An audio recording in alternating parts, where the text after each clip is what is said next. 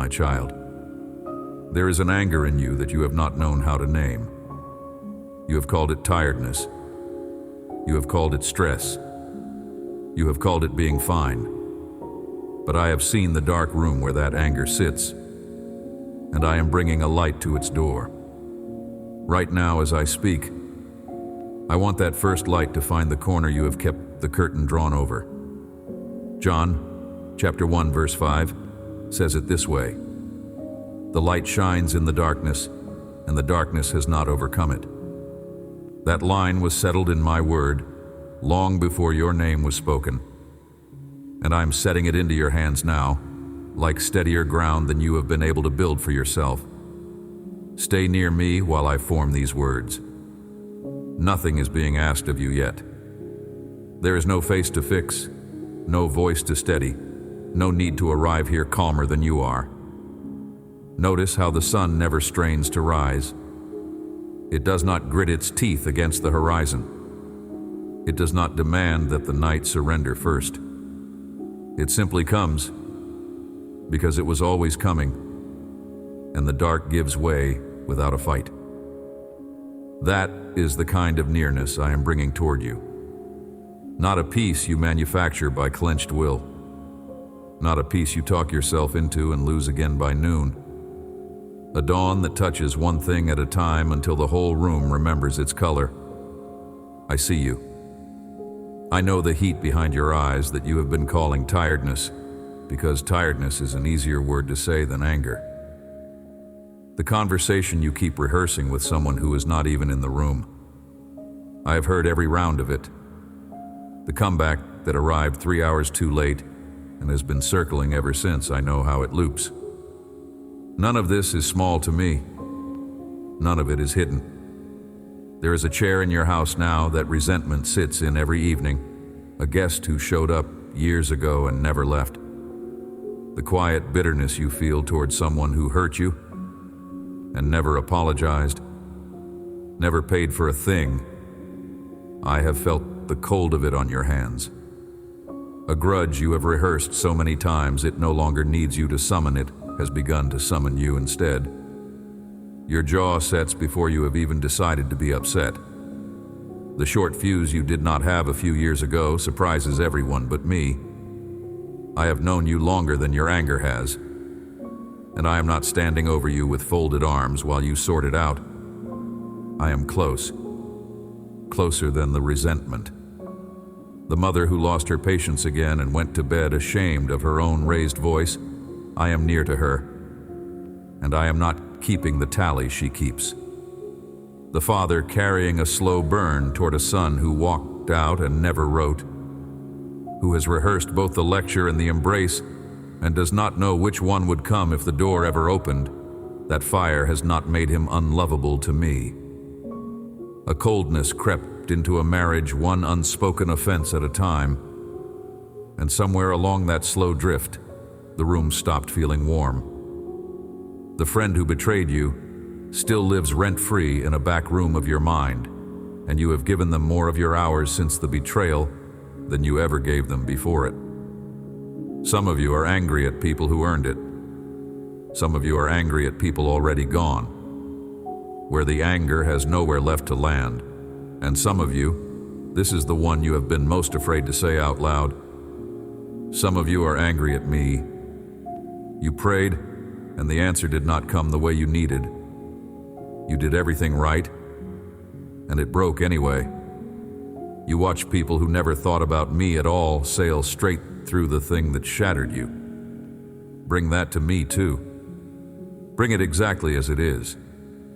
I would rather hold your honest anger than your polished silence. The honest one I can meet you inside of and stay near. The polished one only hardens. Look at what the long night has actually been made of. Not one wound. 100 small refusals to look up. You woke. You braced. You scrolled past your own life. You measured the day by how much it might cost you.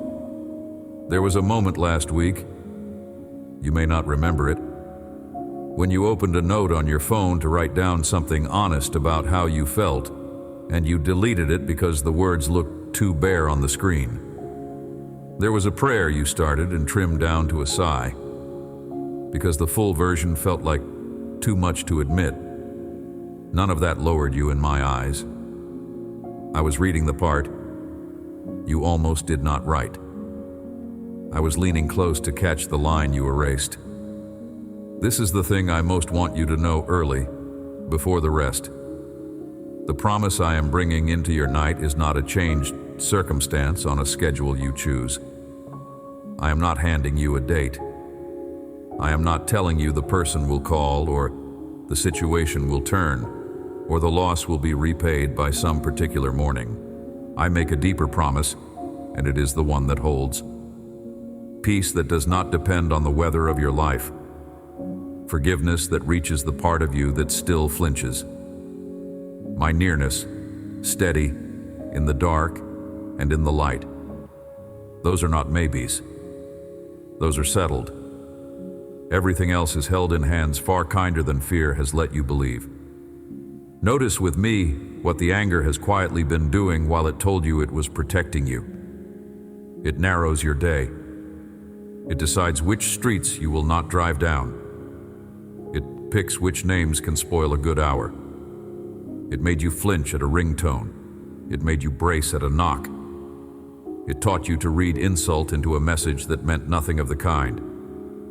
The people who never hurt you have been getting the leftover version of you. The half-clenched one. The one already braced before they speak. I am not pointing at this to shame you. I am pointing at a wound so I can reach it. The one the anger has cost the most is not the person you're angry at. They moved on. You stayed behind to guard a fire that only burns the one still holding it. Here is what almost no one says to you, so let me be the one. You did not become bitter because something is broken at the center of you. You became angry because someone you trusted hurt you. And a wounded heart does exactly what a wounded heart is built to do. It tries to keep you from being hurt that way again. The shame you feel about still being angry is a second darkness stacked on the first, and I want it gone as much as I want the first one gone. You are not failing at being a good person. You are tired. There is a difference, and I have always known which one you are. Let this settle slowly, because it is going to change how you see the whole thing. Your anger was not the enemy at the beginning. It did not start as sin. It started as a guard. Something in you stood up when you were small and could not protect yourself and said, "This is wrong. This should not be happening to me." That guard kept a part of you alive through seasons no one witnessed. When you had no one to defend you, the anger defended you. I am not asking you to be ashamed of it. I'm telling you something gentler and harder than that. The guard has finished the work it was hired to do. It is still standing watch over a gate that no longer needs guarding in a war that ended a long time ago. And the standing has begun to cost you more than the threat ever did. It cannot tell time. It does not know the night is over. The dawn does not need a sentry on the wall. Let it sit down now. It is allowed. The watch is over. Somewhere you came to believe a lie so quietly, you never noticed you agreed to it. You decided that setting the anger down would mean telling everyone who hurt you that what they did was fine, that they got away with it, that you surrendered. So you keep it. You feed it. You polish it and give it respectable names, so you never have to question it. You call it justice. You call it boundaries. You call it being realistic about people. And underneath all those reasonable names is one quiet fear, and it is the real reason the anger has stayed so long. If you stop being angry, you think, no one will ever stand up for you, and the wound will go unanswered forever. The anger feels like the only advocate you have left. To put it down feels like lying down in the middle of the road. There is a second fear underneath, just as quiet, and I want to name it too. You believe the anger keeps the memory accurate. You tell yourself that if the heat ever cooled, you might forget what was done. You might soften. You might be foolish enough to let it happen again. So you keep the fire lit on purpose, like a vigil. But anger is a poor historian. It does not preserve the truth. It sharpens it into a blade, and the blade turns inward.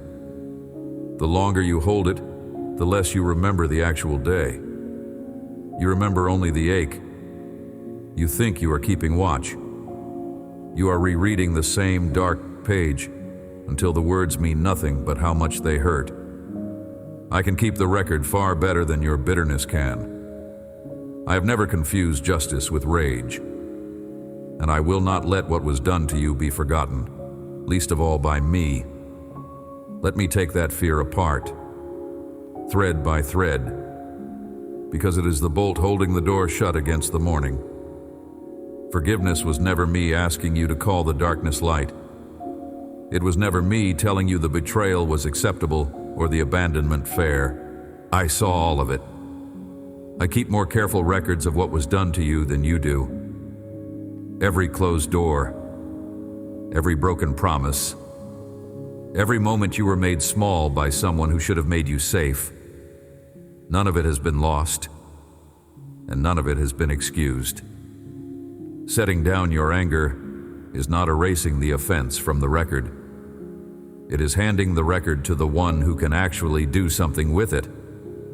Right now you are holding two roles at once.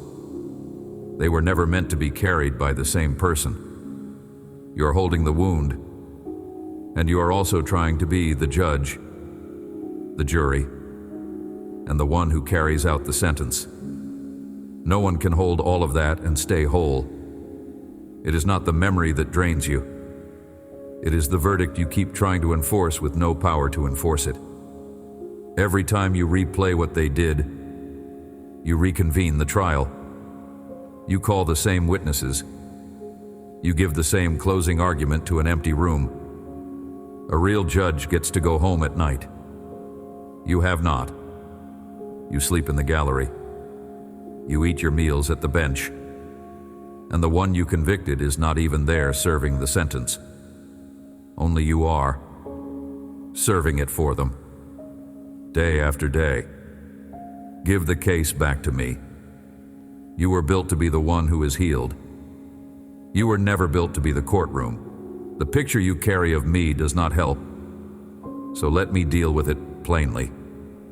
You imagine me a little disappointed that you still struggle to forgive. Tapping a foot. Glancing at the clock to see how long you are taking. Comparing you to people who seem to let things go so easily. The version of me you inherited was painted by people, not by me. People who used my name to rush your grief because your pain made them uncomfortable. People who handed you a verse like a stick and told you to hit yourself with it. They were wrong, even the ones who loved you. Set that picture down where you are sitting and leave it there. I do not rush a sunrise. I have never once pushed the dawn to arrive before its time, and I will not rush you. Here is something to do right where you are, small enough that you can do it without moving. Lift your eyes toward where the light comes from. Not down at your hands, not at the screen in your lap. Lift them toward a window, toward the ceiling, toward the simple direction of up, and hold them there for the length of one slow breath. That small turning of the neck is the oldest prayer there is. The body has made it. Since the first human looked up, it says, without a sound, three things at once. I am still here. I have not given up on the morning. The dawn is still allowed to find me. Let your eyes rest upward one more breath before you read on, and feel how looking up loosens something small in your throat. That loosening is real. That is the guard, for one moment, sitting down, If this message found the place in you that needed it, write light in the comments as a small way of marking the truth you are choosing to hold today. A quiet flag planted in the ground of your own life. And while you are there, you will find 7 short reflections waiting in the pinned comment above, one for each of the next 7 days. Take them. I want to read you a line I had written down long before you drew a single breath. I did not write it for scholars, or for people who already have their lives arranged, or for the ones who never lie awake, replaying old wrongs. I wrote it for the one whose night has gone on too long, who tried to talk themselves into peace and could not make it hold, who is so tired of being angry that the anger itself has started to feel like exhaustion. This line was first written into a story about how everything began, and how everything began again. A man who had walked with my son, who had leaned on him at supper, and stood near enough to watch him die, sat down years later as an old man and tried to put into words what it had been like when the light walked in. He reached back past the day he was born, past the kings and the cities, all the way to the first morning of all mornings, when there was nothing but dark over the deep. And he said that into that dark, the light had come. His own people lived under occupation, under fear, under a heaviness so old that a whole nation had stopped expecting anything good. They knew about long nights. They knew about waiting for a dawn that kept not coming. Think about who that old man was when he wrote it. He had every reason of his own to be bitter. He had watched friends die for the faith he held. He had been pushed out, sent to a far-off island, left to grow old away from the people he loved, carrying a lifetime of wrongs that were never set right while he lived. If anyone had earned the right to write an angry book, it was him. Instead, the very first thing he reached for was light. Not revenge, not a list of his enemies. Light shining in the darkness, refusing to go out. He had learned the thing I am trying to teach you now, that the way out of a long night is not to curse the dark, but to turn toward the place the light is coming from and let it do what only it can do. This is what I said. John, chapter 1, verse 5. The light shines in the darkness, and the darkness has not overcome it. Read it slowly. Take it apart, clause by clause. Each clause is carrying something for you. The light shines, present tense, not someday, now, in the darkness. Read that again. In it, not after it clears. Not once you have calmed your heart. Not once you have gotten your anger under control.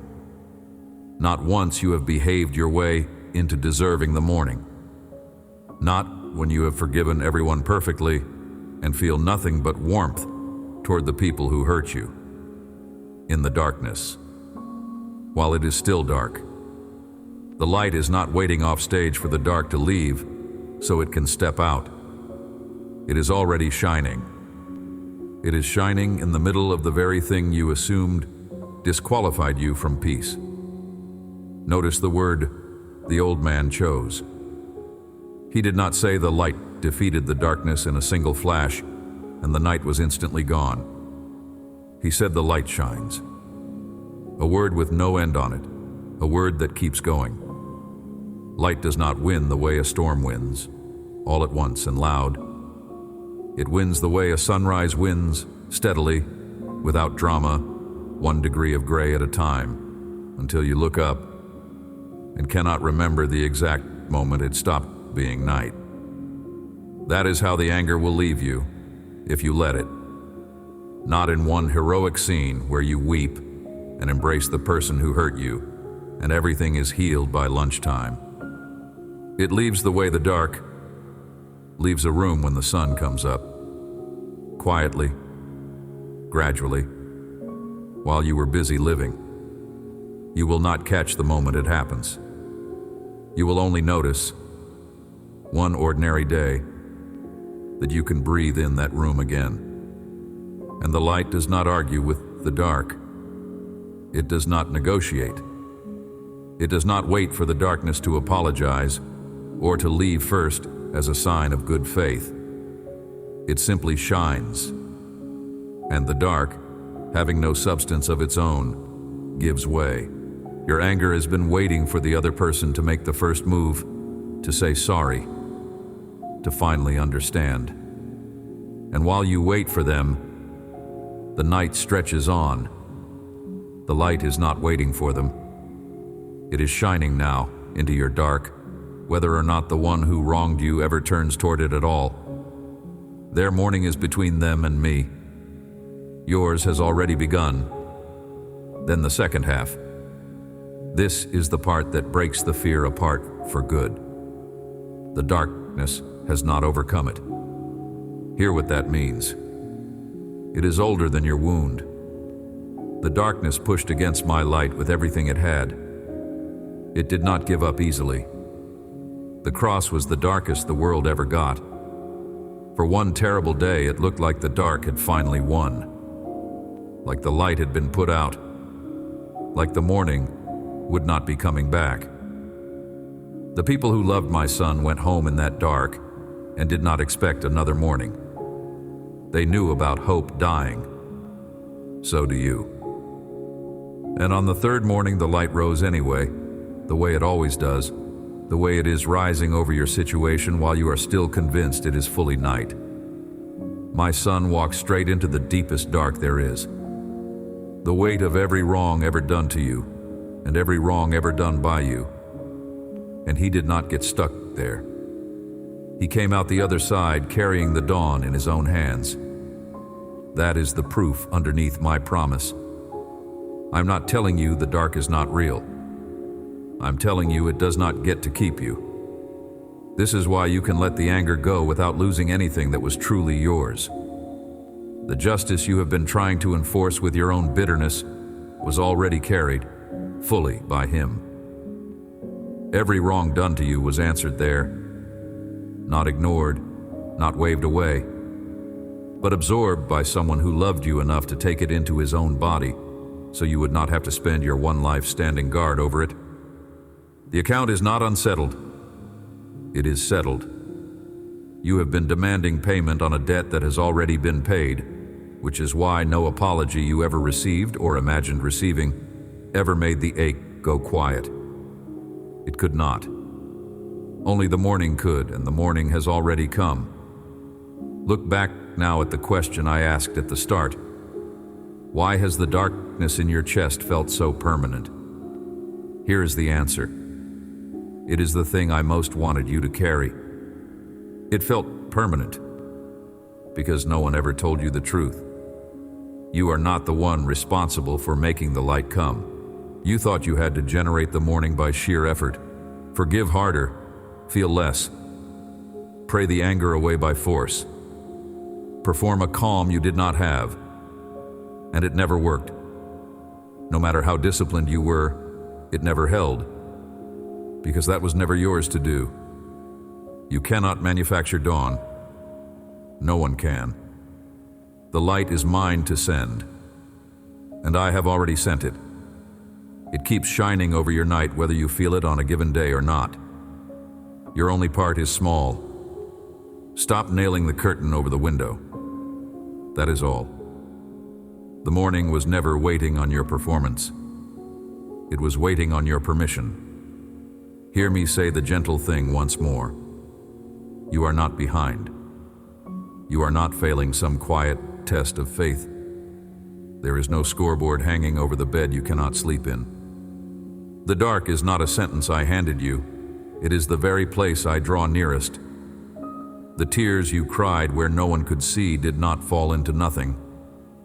They reached higher than you know. I keep them. I keep what is precious. I do not lose a single one. So here is something small you can carry into the rest of your week, built to be done in the very moment the old feeling returns. The next time the anger sits down in its chair, And it will, because it has been your companion a long time, and old companions do not move out the day you ask. You do not have to wrestle it to the ground. You do not have to win an argument against it. You do not have to prove you are over it, or scold yourself for not being over it yet. Lift your eyes toward the light, just for a breath, the way you did a few minutes ago, and let one quiet sentence rise on its own. No force behind it. The light is already shining. That is the whole of it. Do not improve it. Do not add regret to season it. Just say it, and turn your face up. Then go back to your day exactly as you are. Notice what I am not asking, because it matters. I am not asking you to call the person and reconcile before you are ready. I am not asking you to feel a warmth you do not feel, or to paint a forgiveness over a wound that is still open. I am not even asking you to stop being angry today. I am asking only that you lift your eyes for the length of one breath and let the light find you where you sit. That is the whole instruction, and it is small on purpose. The big assignments are the ones you abandon by the third day. A breath is something you can spare even on the worst day. A glance upward costs nothing and asks nothing of the people who hurt you. It is between you and the morning, and the morning is patient. You will not feel transformed the first time you try this. You may feel nothing the 10th time, and you might decide it is not working. Stay with it anyway. Somewhere around the 30th time, you will notice the anger sat down a little softer than it used to, that it did not take the whole room. Somewhere around the 50th, you will catch yourself thinking of the person who hurt you and feeling, for one moment, nothing sharp at all. And you will be so surprised you check twice. Somewhere around the 100th, you will realize you walked through a whole day without once visiting the courtroom. The chair will still be in the room. The memory will still exist. You will simply have stopped living inside it. The night will end the way every night ends, not because you fought it into submission, but because the morning was always the stronger of the two. There is one more thing I want you to receive before we finish. Sit with the picture a moment before you move on. See yourself with your eyes lifted, the night thinning at its edges, the first gray light already in the room before you felt it arrive. Do not rush past that image the way you rush past so much that is good. See yourself there, unclenched, the guard finally sitting, the morning touching the walls one at a time. That is not a wish I am inviting you to hope for. That is already true about you, this very season, whether the feeling has caught up to the fact or not. The fact does not wait on the feeling. The light does not wait on your readiness. It simply rises.